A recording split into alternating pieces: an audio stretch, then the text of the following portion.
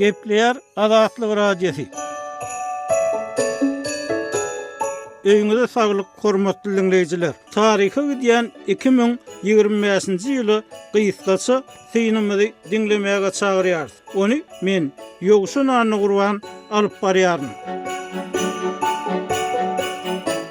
Egerde ýyl başyna 10 kaçemesi ýyda gaýtsak, Azatlygyň habarçylary 3-nji ýanwarda ýyl başyndan 10 göterim artdyrylan pensiýalaryň ýaşullaryň durmuşyny ýeňletmänligini habar berdiler. Nebitçilik pudugynaky döwlet kärhanasyna 20 ýyllap sürüji bolup işlän Balkanly ýaşulynyň pensiýasy 2025-nji ýylyň başynda 10 göterim köpeldilip 417 manat boldy. Azatlyk bilen anonimlik şertinde gurlaşan ýaşulynyň sözlerine görä 2007-nji ýylda pensiýa çykan erkegiň pensiýasy 8 ýylda 289 manatdan 417 manata çenli ýokarlanypdyr. 2024-nji ýylda aýda 200 manat çemesi pensiýalan pensionerleriň 2025-nji ýyldaky pensiýasy 220 manat boldy diýip habarçymyzda ýazdy. Bu resmi kurs boýunça 62 Amerikan dollarynyň gowrak bolup, gara bazarın şol wagtky kursuna 11 dollardan geçmeýärdi. Bellemeli zat ýanwarda köpelen pensiýasynyň hiç sady ýetmeýänligini aýdan ýaşurlar bu ýyl pensiýalarynyň gelýän 2026-njy ýylda 10 göterim hem köpelmejekdigini bilip gynanmaly bolurlar. Şu aralykda Azatlygyň habarçylary 9-njy ýanwarda häkimetleriň başga pikirlere we hökümet tanqidçilerine karşı 1991-nji ýyldan bäri ulanyp gelen watan dönügi, haýyn, agzybirligi bozjak bolýanlar diýen ýaly tagmalarynyň inni o diýen netije bermeýänligini habar berdiler. Yerli synçy bolsa habarçymyz bilen söhbetdeşlikde döwletiň başga pikirlere karşı ulanan delilsiz ýöntem propagandasynyň soňky wagtlarda tersini işleýän bolmagynyň mümkinligini öňe sürdi. Sosial torlaryň türkmen dilli segmentlerini ýakyndan ýarlayan synçy täze ýylyň ilkinji hepdesindäki online çekişmeler baradaky pikirini paýlaşyp 2025-nji ýylyň häkimetleriň ýurtda islenlik kemçiligi köpçülikde aýtmak, bu watany dönüklik etmek görnüşindäki propagandasynyň türkmen internet ulanjylarynyň ýeti tanqydyna duçar bolmagy bilen başlananlygyny aýtdy. Azatlygyň habarçylarynyň aýry-aýrylykda söhbetdeş bolan raýatlarynyň sözlerine görä, daşary ýurtlardaky türkmen aktivistleriniň sosial torlarda täze ýylyň ilkinji günlerine geçiren göni aýlymdaky diskussiýalary türkmen jemgyýetindäki özara pikir alışmalary gowy täsir ýetirýär. Aýdylmagyna görä, sosial mediadaky diskussiýalary ýurt içinden gatnaşan raýatlaryň içinde geçen ýyllardakydan tapawutlykda pikirlerini açaçan, ýumorlaman aýtmaga çalışan adamlar görnetin köpelýär. Azatlyň habarçylary ýanwar aýynyň ortasynda daşary ýurtlardan iş gözleýän türkmenistanlylaryň öňünde täze bir mümkinçilik dürändigini habar berdiler. Raýatlar täze mümkinçilikleri we ýurtları taýlaýarlar. Häzirki wagt goňşy Özbekistan türkmenistanlylary üçin iş migrasiýasynyň meşhur uğruna öwrüldi diýip habarçymyz 16-njy ýanwarda ýazdy. Özbekistan diýilende garyp bir ýurt gözüňimize gelýärdi. Paýtaxt Taşkentde türkmen aspezlerini we guruluş ustalaryny 1500 dollara çelini aylık töleýärler. Iň ýöneky gapçanyk ýuwja 600 dollar aylyk töleýärler diýip Özbekistanda işleýän Balkanly denan gurrun berdi. Azatlyk bilen anonimlik şertinde gurrundeş bolan ahally we Balkanly denanlaryň gurrun bermegine görä, türkmenistanlylar üçin Özbekistana barmak beýlik ýurtlar bilen deňeşdirilende biraz aňsat. Özbekistana gitmek, Türkiýe, Russiýa we Dubaýa gitmek ýaly uly görgü däl. Biz Özbekistana multiviza alyp 6 aýyň dowamında erkin gelip gidip bilýäris we jemi 6 aý üçin tölew 250 dollar bolýar. Goňşuçylyk we dil tarapdan ýakynlyk iş bilen üçünçülük türkmenistanlylaryň köpçülik bolup Özbek döwletine zähmet migrasiýasyna gidip başlamagyna sebäp bolýar diýip Azatlyň habarçylary bilen söhbetdeş bolan denanlar aýtdylar. Bu bir tarapdan gowy habary bolsa, ikinji tarapdan türkmen eneleriniň çağalaryny taşlap, daşary ýurtlara gitmeginiň köpelmese azalmaýandygyny tasdiklaýar. azatlyk ýylyň dowamında türkmen aýallarynyň iş gazanç kynçylyklarynyň maskalalara, çağlara ýetirýän täsirleri barada ensime gepleşik taýýarlady. Emma häkimetler ýurtda çağlar meselesiniň döwletiň ileri tutýan meseleleriniň biridigini aýdyp, sosial media arkaly pikirini, ýagdaýyny aýdýan adamlaryň sözlerine açyk reaksiýa bildirmedi. Hormatly dinleýijiler, 2025-nji ýyly gysgaça synamy dinleýärsiňiz.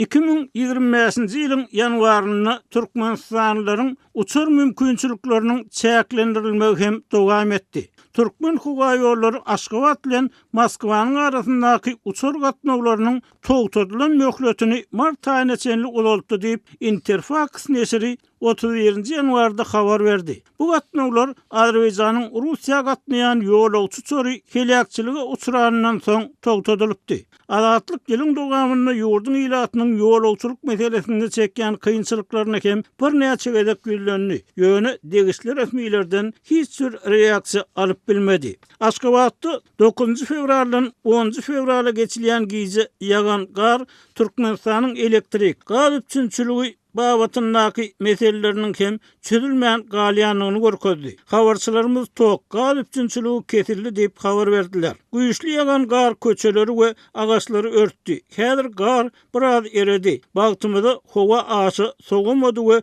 doňoklyk bolmady diýip habarçymyz 10 fevralda irden aýtdy. Bollumsaz ruhu welin Saparmurat Türkmenbaşy AKP taraplaryna ilatyň tebii gaz we su üçinçilik meselesi agyrlaşdy. 6-njy gün mekteplere okuwçylaryň tas 70 göterimi gelmedi. Çağlar soğuk klaslarda soğuklamak islemeýärler diýip daşygyza habarçymyz yerli çeşme salgylanyp habar berdi.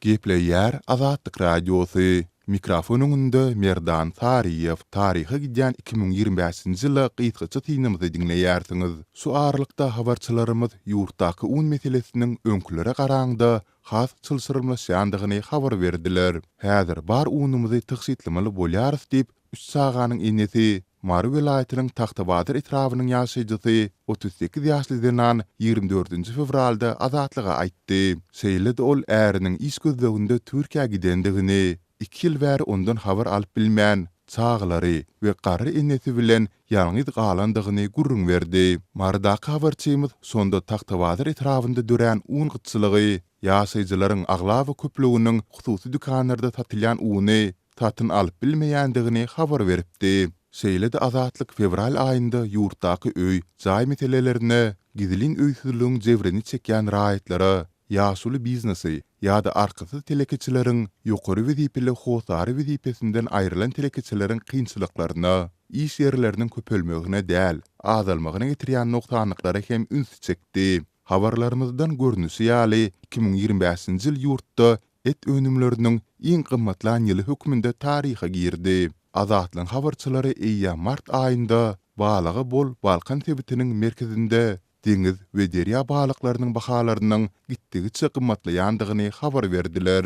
Deňiz balyklaryndan kefal balygynyň 1 kilogramynyň bahasy 60 manatdan 90 manada, gara balyk 150 manatdan 220 manada gymmatlady. Bekre balygy 500 manatdan 800 manada çelini bahalanýar diýip bazarlardaky alyjylar aýtdy. Şeýlelikde balyň ortaça bahasy adaty aýlary bilen deňişdirilende, oraza aýynda 53 göterim, takminan 1,5 metre çemeti ýokurlanyp ýyla darasynda bildirilýän aladaryň öňküsinden hem ýokurlanandygy habar berildi. Mart aýynyň ortalarynda gelip gowşan maglumatlara görä, Sewit merkezinde eýýäm sol wagt 1 kilogram jylky sygyr etiniň bahasy 90-110 manat ağırlığında bahalansa, sönküli sığır etinin 1 kilesi 70 manat bahalandy. Synçylar sonda et narhlarynyň tutuş ýurt boýunça rekord derejelere ýetendigini bellediler. Martyň başlarında ýurdun Gündogor Lewap welaýatynda etin bahasy 80-82 manada çelini ýokurlanan bolsa, Mary welaýatynda sol wagtlar 1 kilogram et 65 manat töwereklerinde bahalanýardy. Hormatly dinleýijiler, 2025-nji ýyly gysgaça synamyzy dowam etdirýär. Azatlygyň habarçylary fevral aýynyň ilkinji hepdesinde Lewap welaýatynyň administrativ merkezinde käwr ady önümleriniň bahalarynyň 200 götürmeçenli kımmatlanlygyny habar berdiler. Şonu käbir gök bakçy önümleri 2 seçemesi kımmatlan bolsa, odol 60-65 manattan bakalanan etin vakati 70-75 manada çıkıpdy.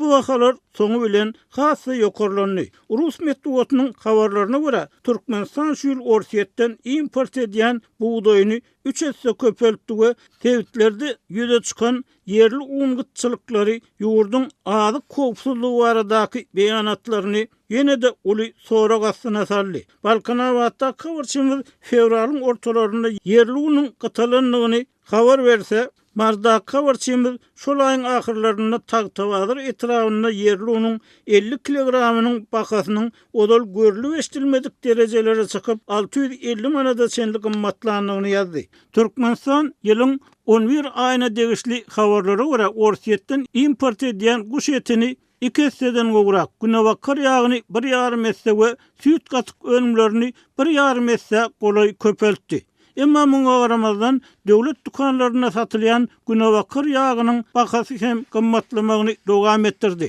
Türkmenistanyň aýlyklaryň kömek pullarynyň möçberi nazarda tutulanyna azyk önümleriniň bakalarynyň ilgiderli gymmatlamagy ýyla üçin 2025-nji ýylyň iň aladaly meseleleriniň biri boldy. Aprel aýynyň ortalarynda habarçylarymyz ýurdun esasy akawasyndan Amy deriýadan gelýän suwuň düýpli adalanlygyny habar berdiler. Şol wagt çeşmeler bahar faslyna adatça bol gelýän suwuň bu ýyl düýpli kemelmegini goňşy Awganystanyna alınıp barlayan suw işleri bilen baglanşdyrdylar. Döwlet eýçiligindäki medeniýetiň maglumatyna görä, Türkmenistanyň suw üçinçiliginiň 95 götürimi Amy deriýa bagly bolup, bu suw akawasynyň takminan 1000 kilometre barabar bölegi Türkmenistanyň çäginden geçýär. Türkmenistan, Özbekistan ýaly ýurtlarda ýaýwanlandyrylan paxtaçylyk bilen baglylykda Tewitdäki suw meseleleri öňräkden bäri uly alada bolup durýar we Türkmenistanyň Daşary işleri ministrligi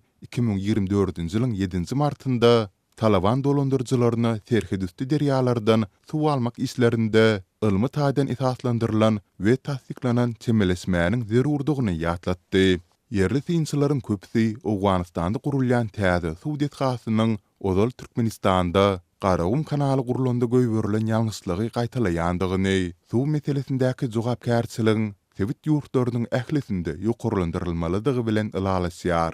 Emma azatlygyň guraýan söhbetdeşliklerinde öňräkden bäri aýdylyp gelýän pikirlere garamazdan Türkmen häkimetleri suw taksitlamak, ýağmur suwlaryny toplamak we rejeli ulanmak tejribeleriniň ornaşdyrylmagyna zerur bolan telisteleri göýbermedi. 2-nji, 3-nji derejeli guruluşlara milliardlarça dollar harçlady diýip odolky suw inženeri Nur Muhammed Hanamow azatlyk bilen söhbetdeşlikde aýtdy.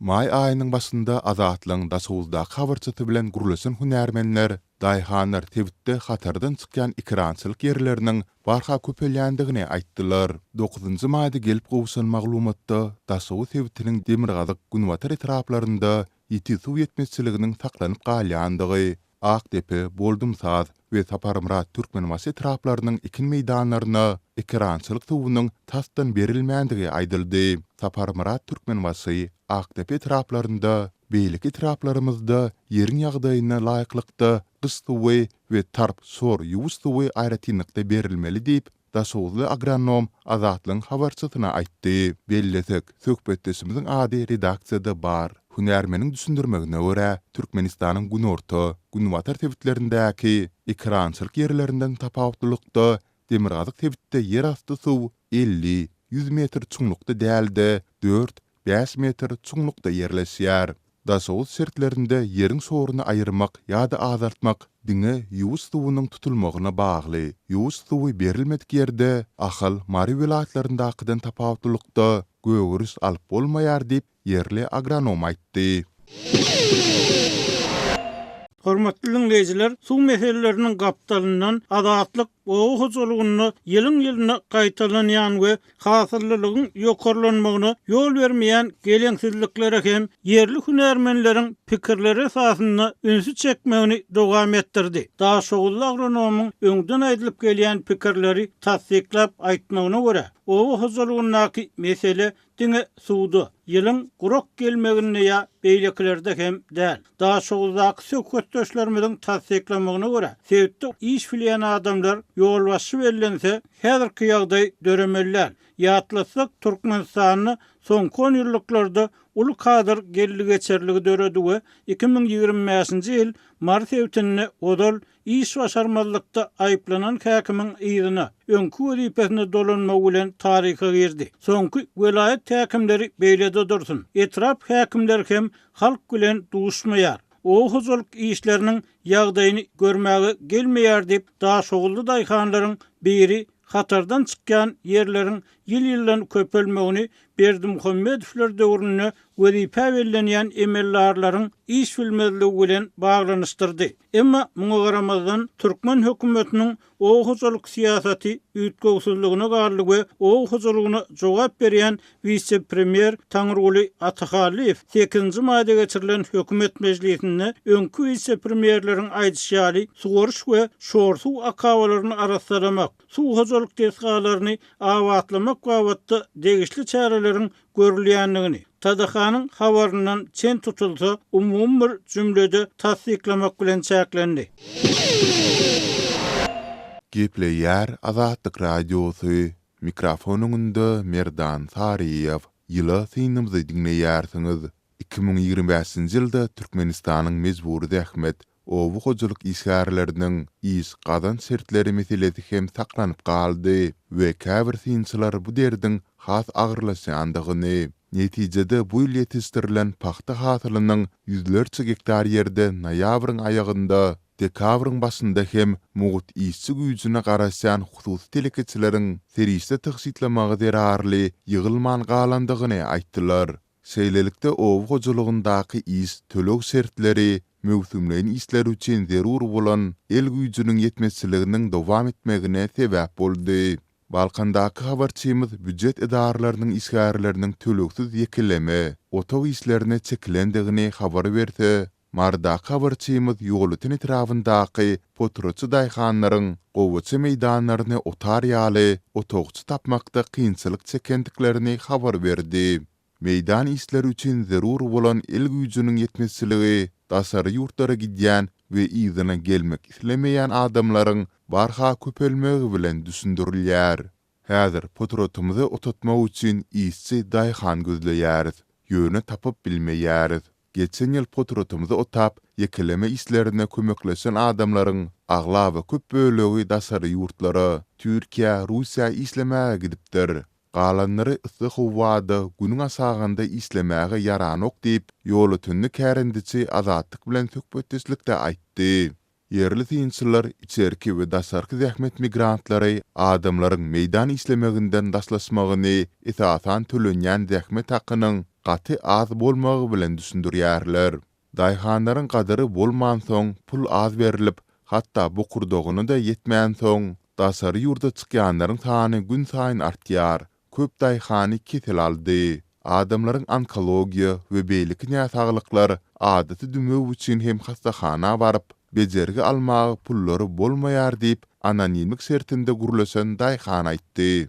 Onuň sözlerine görä, dasary ýurtlara giden adamlar Türkmenistanda edýän işiniň 4den birini edende hem 6-7 ise köp hak alýandyklaryny aýdýarlar. Kärendiçiler diňe gowaçy meýdanlarynda däl, buğday ekilen yerlerde hem el güýjüniň ýetmeýändigini, hasıl otun buğdoýdan kändigini gurrun berdiler. Sol bir wagtda kärendiçileriň hem ala tutulýandygy, öňkü ýyllardan gelýän deňsizligiň taklanyp galýandygy habar berildi. Çeşmeleriň tasdiklamagyna görä, häkimlik işgärleriniň potrot ýerine Mekke jöwen, Yorunca, arpa, dary we beýleki ekinler ekilýär. Gowaçy ekilmeli 10 hektar ýeriň 5 hektaryna gowaçy, galan 5 hektaryny başga zat ekselerem olara zat diýilmeýär. Ýurtda deňlik, adalat bolmasa, daýhançylyk kärimi taslap, dasary ýurtlara gitmek hyýalymyň gün-günden artýandygyny aýtmak isleýärin diýip, Azatlyň bir söhbetdeşi howsarsyz kärendiçileriň öz ýerinde ekin gyrasynda 2 düýp kädi hem ekip bilmeýändigini gurrun berdi.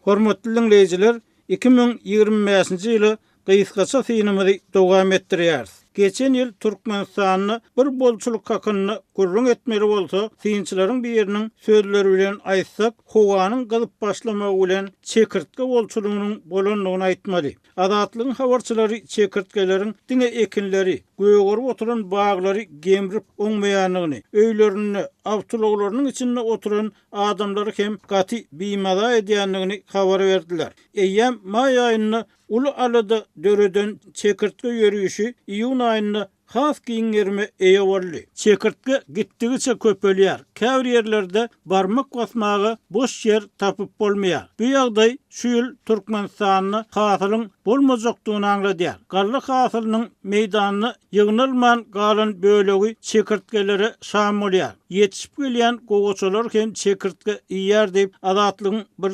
söhbetdeşi iýun aýynyň aýagyny aýtdy. Azatlygyň söhbetdeşleriniň atlary howpsuzlyk aradalar üçin aýdylman redaksiyada saklanýar. Türkmenistanyň ilatyna adyk getmezçiligi howpa awanýar. Teleýaýlymlarda boş gurrun edip bol hasyl alyndy diýip halky ağlanyň bilen näçeken halwa diýeniň bilen halkyň agdy süýjäni ok diýip yerli ýaşaýjy häkimetleri geleňsizlik taýplady. İla darasyndaky çekirtke aradasynyň barha güýçlenýän wagty türkmen medeniýeti ýurduň gallaçy daýhanlarynyň 1 milyon tonnadan gowrak buğday hasylyny ýygnanlygyny habar berdi. Şonuň bilen bir wagtda habarçylarymyz ýurtda maliýe, manat meseleleriniň saklanyp galýanlygyny, lewapda pensionerleriň pensiýalarynyň gijikdirilýänligini, Balkanda 2000 tonnadan gowrak pile tawşyran daýhanlaryň pulunyň tölenmeýänligini habar berdiler. Durmuş reallıklar bilen metbuatda aýdylýan zatlaryň arasyndaky uly tapawdyň agramy bu ýylam esasan az gazançly maşgalalaryň, olaryň çağalarynyň egninden basdy. Oku jaýlary paraxorlyk meselesindäki pozisiýasyny berk saklady diýip, çeşmelerimiz ýurduň iň esasy meseleleriniň biriniň bu ýylam çözülmän galandygyny habar berdiler. Lukmançylyk Uniwersitetiniň Opşy liçebni uğru boýunça stipendiýaly okuwa girmek üçin 30 000 Amerikan dollary mukdarynda para sorulýar we ol ýerler eýem, aprel we may aýlarynda pullu adamlar tarapyndan satyn alyndy diýip Aşgabatly çeşme habarçymyza aýtdy. Habarçylarymyzyň anyklany maglumatlaryna görä, medisina uğru boýunça tölegli fakulteta sorulýan para 10-15 000 dollar möçürinde. Magtumul adyndaky döwlet uniwersitetinde stipendiýaly okumak üçin paranyň muktary fakulteta görä 25-30 000 Amerikan dollaryna ýetýär. Tölegli fakultetlere girmek üçin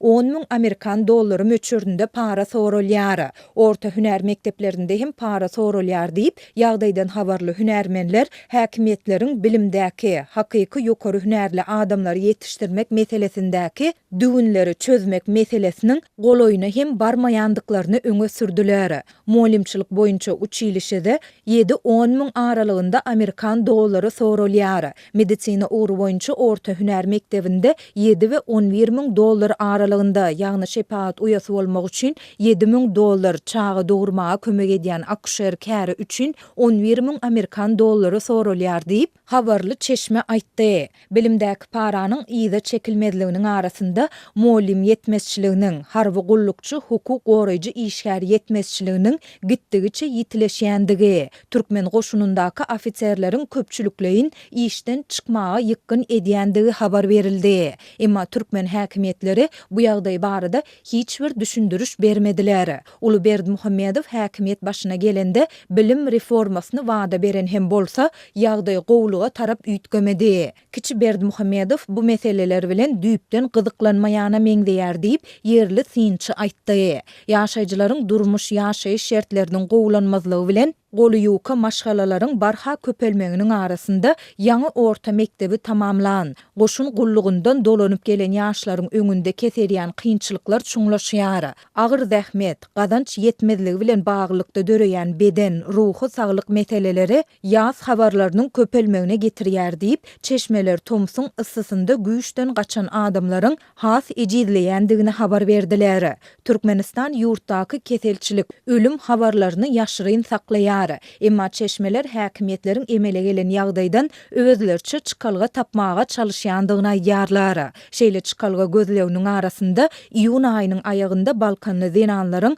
uşdan tutma ginekologiýa barlygyndan geçmäge mejbur edilýändigi habar berildi. Azatlyň medisina edaralaryndaky çeşmeleri bu barlagyň jynsy taýdan geçýän ýokunç keselleri anyklamak üçin geçirilýändigini aýtdylar. Balkanawat şäherinde zenanlaryň arasynda geçirilen medisina barlygyna 18 we 45 ýaş aralygyndaky aýal gyzlar çekilýär diýip hünärmen anyklaşdyrdy. Aýallary uşdan tutma gan we mazok barlyklaryndan geçmäge mejbur edýärler. Gan barlygy gönden göni welaýatyň Speed merkezi üçin alınýar. Ähli ýaşaýjylar öz kwartiralaryna degişli saglyk öýlerine baryp gan we mazok analizini tawşyrmaly diýip Balkanawatly medisina işäri azatlyga anonimlik şertinde aýtdy.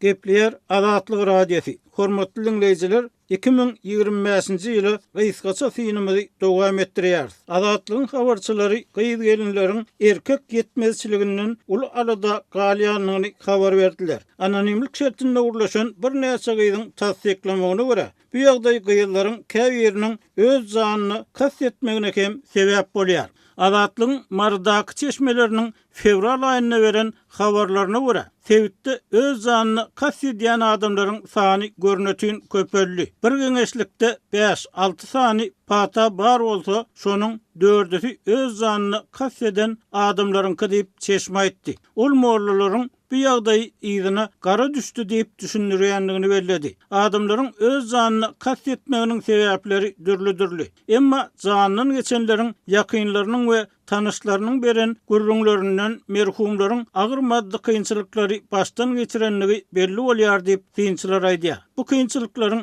hemmesi birleşip ýurtda köp aýallygyň adaty urdaty öwrülmegine, zenan maşgallaryň agyr kemsidilmegine getirýär diýip söhbetdeşlerimiz aýdýar. Gepleýär Azatlyk radiosu. Ýyla synymyzy men Merdan Tariýew dowam etdirýärin. Türkmenistan ykdysady kynçylyklaryň has çuňlaşmagynyň arasynda bu ýylym 2-nji, 3-nji derejeli diýilýän guruluşlar diýilýänlere ummatsız pul teristesini karşılamagyny dowam etdirdi diýip synçylar aýdýarlar. Sonuň bilen bir wagtda gowuçy meýdanlaryndaky mejburi zähmetiň üstesine guruluş meýdanlarynda hem mejburi zähmetiň giňden ulanylýandygy, dasary ýurtlara gidip bilmän, ýurt içinde eklenç etmäge çalışan işçileriň agyr edilýändigi habar berildi. Azatlyň habarçysy iýul aýynda Arkadağ şäheriniň guruluşlarynda isleýän içerki migrantlaryň aşyk howa derarly gijelerine sagat 23:30-da ýysa başlap, sagat 8:30-da çelini gijeki iş tertibinde agyr şertlerde isleýändiklerini, olaryň alýan aýlyk haklarynyň dollaryň gara bazar kursunda hasaplananda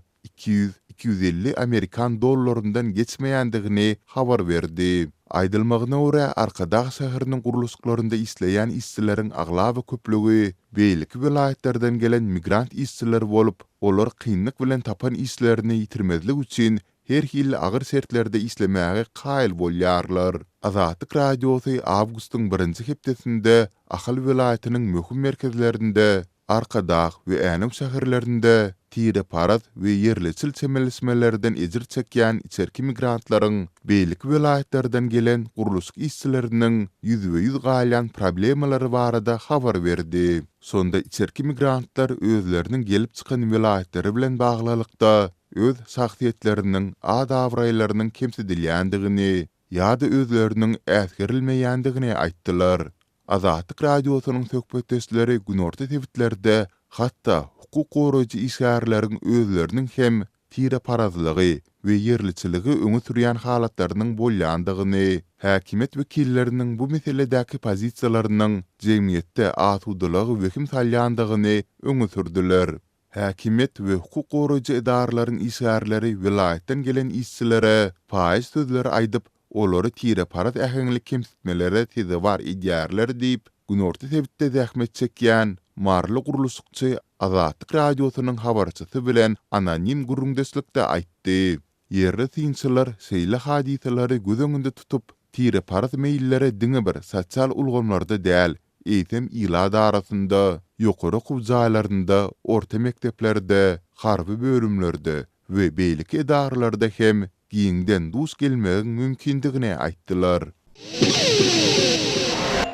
Gepleýär Azatlyk radiosi. Hormatly dinleýijiler, ýyla synymyzy dinleýärsiňiz. İçerki migrantlaryň edilmegine gurulýan binalaryň biri hem Arkadağ şäherindäki uly mesjid bolup, azatlyk bilen anonimlik şertinde gurulýan ýaşaýjylar häzirki ykdysady kynçylyk ýagdaýynda her anynda jemaat bolup okulýan juma namazyna gatnaşýanlaryň sany 10 adamy hem ýetmeýän şäherde beýle uly binanyň gurulmagyny sonra gassana arlylar we köp adamyň mesjid gurmagy çykarylan pullary razy däldigini aýtdylar. Maglumat üçin aýtsak, öň sewitlerde we Aşgabatda şol sany Owganstanyny uly mesjid guran Türkmen hökümeti bu ýyl Azerbaýjanyň hem bir mesjid gurdurjakdygyny oglan etdi. Şol wagtda Türkmenistanyny dinarlaryň ýanylmagy dowam edýär. Ablaşanyň Halkara Din Azatlygy Komissiýasy 2025-nji ýyla kasawatyna Türkmenistany ýene-de aýratyn alady döredýän ýurt hökmüne häsiýetlendirdi. Iýul aýyna habarçylarymyz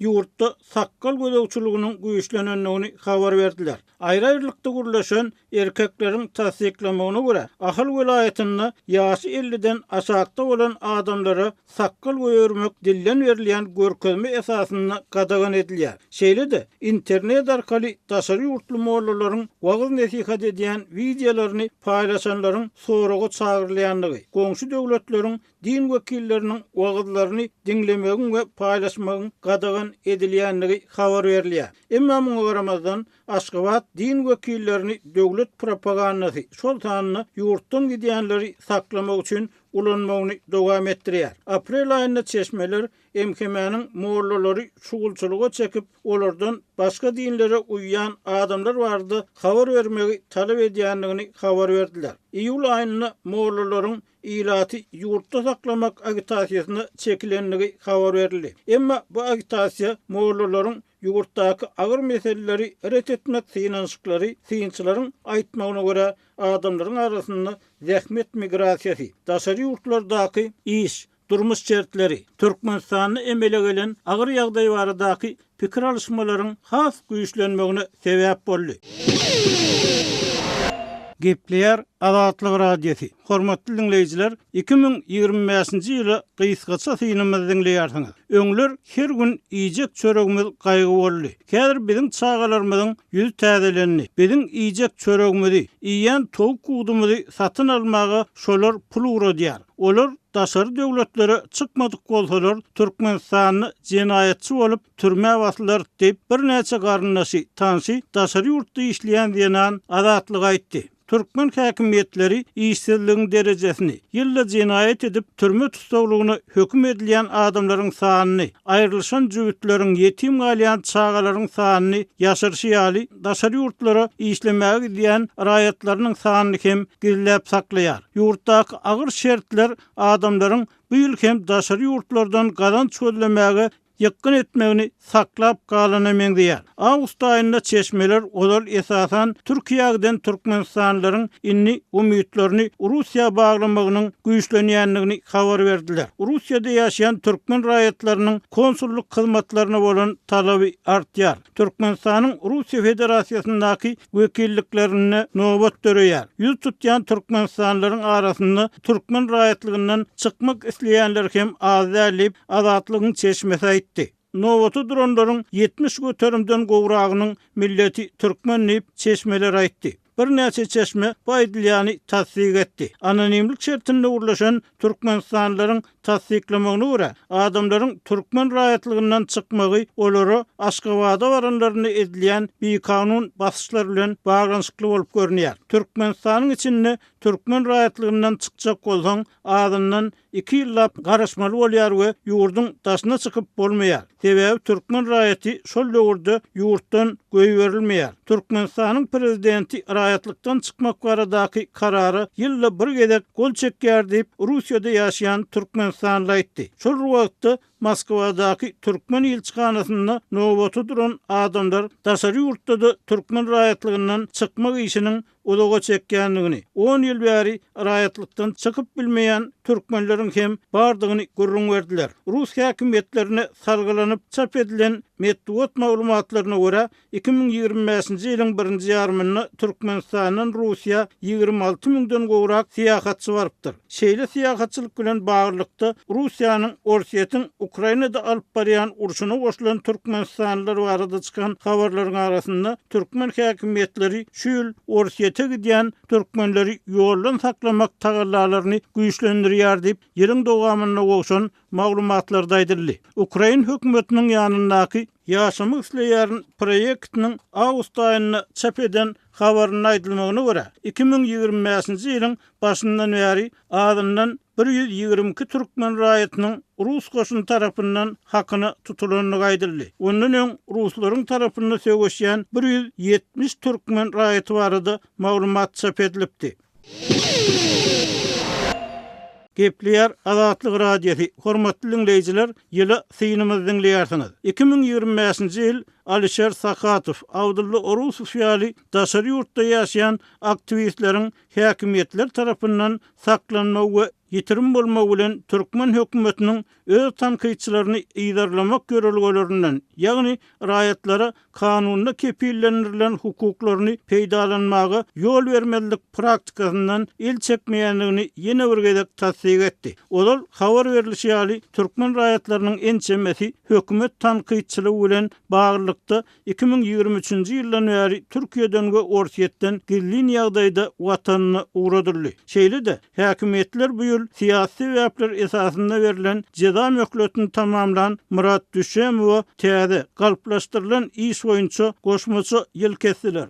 Öňkü jurnalist galplaşdyrylan jenaýat işi boýunça türme möhletini tamamlan Nurgelli Halikowyň daşary ýurda çykmagynyň öňüne alýar diýip hukuk goraýjylar aýdýar. Uzak ýyllardan bäri ilatyň internet ulanmak, öz başda habar almak mümkinçiliklerini çäklendirmekde tanqytlanýan Türkmenistan bu ýyl emelaňdan peýdalanyp başlan ýaşlardan arada garly. Çeşmeleriň awgust aýyna beren habaryna görä, ýurdun Ahal we Lewap vilayetleriniň howpsuzlygy işgärleri ChatGPT we DeepSeek ýaly platformalaryň ýurtda garaşsyz maglumat el ýeterligini köpeltmeginden howatyr ederler. Milli Howpsuzlyk Ministrligine görä, şeýle platformalar Türkmenistanyny alınıp barlayan resmi propagandanyň täsirini gowşadýar diýip howpsuzlyk ýagdaýlary sebäpli adynyň aýdylmalygyny soran çeşme aýtdy. Habarçylarymyzyň maglumatyna görä, türkmen ýaşlarynyň öz daşary ýurtlardaky deň duşlary bilen aýakdaş gitmäge çalışýanlygy Nepal protestleriniň fonuna has görnetin ýüze çykdy. Häkimetleriň raýat azatlyklaryny dowamly çäklendirmeginiň arasynda Türkmenistanyny köçük bagşy hökmünde tanalýan Cemal Saparowanyň Türkmen prezidentini täç geydirip onu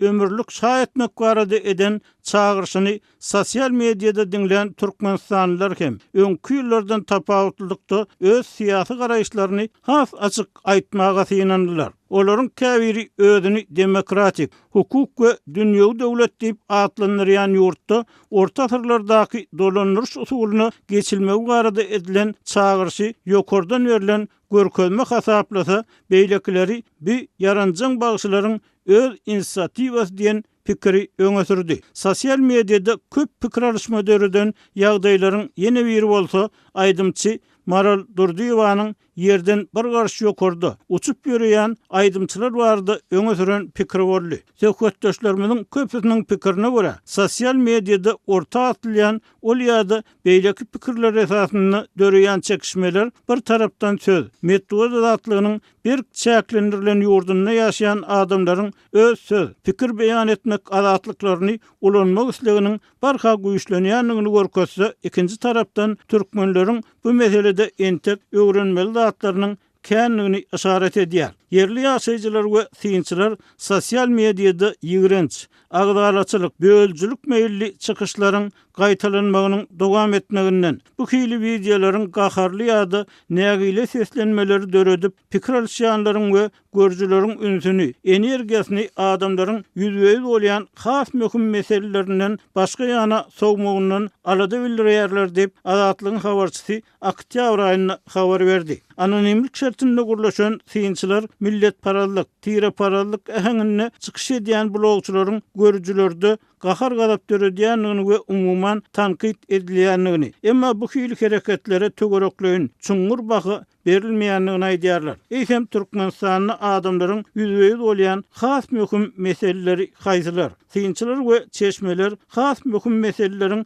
biriniň ýurtdaky suw meselesini aýdýarlar. Metajurnal nesri noýabrda gurukçuluk sebäpli Etirek derýasyndan joşan suwlary ýygnaýan Mehmet Köl we delili suw howdanlarynyň tas guranlygyny habar berdi. Bu suw howdanlary 1964-nji we 1970-nji ýyllarda ulanmaga berilipdi. Hünärmenler häkimetleriň öňkü ýyllarda gurulan suw desgalaryny ýerlikli ulanyp bilmeýänligini we olaryň kem-kemden ýitirilmegine sebäp bolýanlygyny öňe sürýärler. Türkmen medeniýeti ýurtdaky gurukçuluk, suw ýetmezçiligi sebäpli döreýän meseleler barada ýylata habar, maglumat bermegi zerur hasaply meýarýada döwlet senzurasy sebäpli dymmaly bolýar. Şeýle-de ýurtdaky açlyk, mätäçlik meseleleriniň barha köp çagany köçelerde dilegçilik etmäge mejbur edýänligi habar berilýär. Çağalar şäher içinde aýlanyp dilegçilik edýärler. Olar esasan çörek soraýarlar. Şäheriň musurlaryny, ýagny zibillerini dörüp içinden ýer ýaly zat gözleýärler. Inni bu gamgyn ýagdaýy günne görse bolýar. Kicicik 5-6 ýaşly çağalaryň elini serip iýmäge çörek göräýin diýip dilegçilik etmegi gözüňe ýaş getirýär diýip azatlyk bilen anonimlik şertinde gurlaşan Zenan aýtdy. Azatlygyň habarçylary öňkü ýyllarda bolşýaly bu ýylam ýurtdaky dilegçilige ýakyndan syn etdiler. Dilegçilik edýän adamlar şol sanly çağalar ähli ýerde görýär diýip azatlygyň Türkmenabatdaky habarçylary awgust aýyna polisiýa işgärleriniň olary ýogul daraşýanlygyny habar verdi. Türkmenabatly ýaşaýjy 6-njy awgustda 3-nji kwartalyň durulgusyny dilegçilik edýän ýaşulyny bir polisiýa işgäriniň urup ýakasyndan tutup süýräp maşyna mindirjek bolýan pursadyny şaýat bolanlygyny görüň berdi. Habarçymyz öň Türkmenabatyň gök we 2-nji daýkan bazarlarynyň öňünde köpelýän dilegçiler barada hem habar beripdi. Garrylar, çağalar el serişip ýörler. Alkogolik diýsen arakor däl, narkoman diýsen narkoman däl. Gürleşenni salihatly gürleşýärler. Dükana girip bir çörek ýa-da bir lotok ýumurtga alyp bersen hem razy bolýarlar diýip bahar etrapçasynyň ýaşaýjysy habarçymyza polisiýanyň dilegçi çağalary ýençmekden hem gaýtmaýanlygyny görüň berdi. Şeýle-de habarçylarymyz awgust aýyny Ahal welaýatynyň etrap bazarynaky dilegçi çağalaryň köpelenligini habar berdiler. Meniň ejem Sırkow, Yaranok. Men her gün derman satyn alýaryn, çörek satyn alýaryn. Öýde ejem düşökden zordan aýak ýoluny turup bilýär. Şol sebäpden öýde nahar bişenok. Men dilegçilik edip gowy gazansam, onu diňe bir çörek däl, ýagly çörek hem alýaryn we ejem bilen iýäryn. Käwünler diňe suw bilen gowy çöregi ýýärsiп, bir çaga azatlygyň habarçysyna ýagdaýyny görüň berdi. Men ilki moýkoda awtolow ýugmak üçin iş sorap bardym. Emma nirek barsan ýaşyň kiçi, sana iş ýok. Häzir ula adamlarym işsiz diýip jogap berdiler. Menne ýekeje çykalga dilegçilik etmek garly diýip ýene bir çaga öz ýagdaýyny düşünürdi. Ol habarçymyzyň oku baradaky soragyna jogap berip, bu ýyl mektebe barmajakdygyny, sebäbi geýmäge eşiginiň, oku esbaplarynyň ýokdugyny aýtdy. Mektebe barsam ilki muallimler üstümden gülerler. Soň sınıftaşlarım güler diýdi. Ýurtda ykdysady kynçylyklaryň çuňlaşmagynyň arasynda aýlyklaryň hiç ýyly köpeldilmezliginiň üstüne bu ýylyň iň bir geň täzelikleriniň biri sürüjülere salynýan jerimelerin aşy görülip eşdilmedik derejede ýokarlandyrylmagy boldy. Köçe, ýol hereketiniň düzgün bolmaları üçin salynýan jerimelerin mukdarynyň dekaryň başyny 50 götürümden 300 götürme çenli ýokarlanmagy resmi taýdan adamlaryň howpsuzlygyny üpçün etmek zerurlugy bilen düşünürilse, köp adam bu çäräni energiýa serişdelerini eksport edýän döwletiň gaznasyny garyp düşen halkyň hasabyna doldurmak finansiýa hökmüne häsiýetlendirdi. Jerimeler eýýämden ýylata agyr täsirini ýetirýär. Säginmegi gadagan edýän ıznaklary öň ýok, asla bolmadyk ýerlerine hem goýýarlar. Döwlet edaralarynyň öňünde, banklaryň goýlaryny, hassahanalyryň öňlerini säginmek ýa-da saklanmak, asalym durmak diýilen gadagan edildi diýip azatlygyň çeşmesi aýtdy. Ýurtdaky has möhüm meseleleriň biri biri bolsa, bilim puğdağındaky korrupsiýadan başga durmuşyň tas ähli puğdağyny çuňurnaşýan paraxorluk bilen baglyp azatlygyň çeşmeleri habar berdi. Daşary ýurtlara sapar edýän türkmenistanlylar dekabr aýyny ýurdun howa menziline ýolagçylaryň goşlaryny barlayan eskerleriň hem adamlary para bermäge mejbur edýändigini aýtdylar. Azatlyk bu hili maglumatlary mundan öň hem alypdy. Emma ýurt maglumat üçin ýapyk bolansoň baýdylýan paraxorlugyň meçhurlaryny şeýledi. Bu mesele bilen bagly jogapkärçiligi çekilen işgärleriň bolup bolmanlygyny resmi taýdan tasdikladyp ýa inkar etdirip bolmaýar. Aşgabat şäherinden kazan üçin daha şogully denen azatlygyň habarçysyny öz başdan geçiren wakasyny gurrun berdi. Onuň tasdiklamagyna görä, para bermekden boyun gaçyranlygy sebäpli ony pasport barlanýan ýeriň goloýyna bir kabinete salyp bir näçe işgär bolup gorkup durlar we $250 pulny alyp galypdyrlar. Dekabr aýynyň başynda Aşgabatdan Moskwa üçin lewaply ýaşaýjy hem halkary howa menziline adat bolanlygy aýdylýan paraxorlugy tasdik etdi. Esker menin öňümdäki talipden 200 manat sorady. Ýokardaky kameralara garamazdan esker diýen pulny çekinmän aldy. Maňa gezek gelenni 200 manat berseňiz goşlaryňyzy barlajak däldi. Men oňa manadym ýok, rublum bar diýdim. Rubl hem bolýar, gelneje diýip esker gülli. Sagaman ýurtdan çyksam bolýar diýip 1000 rubl verdim. Ýygyndyn gelýän aýal esker bilen dawgalaşdy. Ony sakladylar we başga bir kabinete alyp gitdiler. Ol aýal men soň görmedim diýip lewaply ýaşaýjy gurrun berdi. Hormatly dinleýijiler, 2025-nji ýyly gysgaça synymyzy dinlediňiz.